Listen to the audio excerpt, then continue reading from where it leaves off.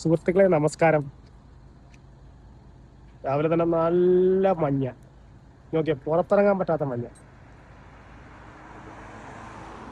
ക്യാമറയിൽ കൂടെ കാണുമ്പോൾ എങ്ങനെയാണെന്ന് അറിയില്ല, പക്ഷെ നേരിട്ട് കാണുമ്പോൾ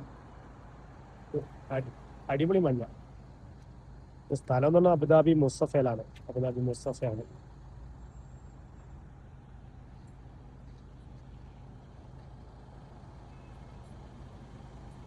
സമയം ഇപ്പൊ 8:30 മണിയായി. 8:30 മണിയായിട്ട് കണ്ടോ, ഇതാണ് അവസ്ഥ.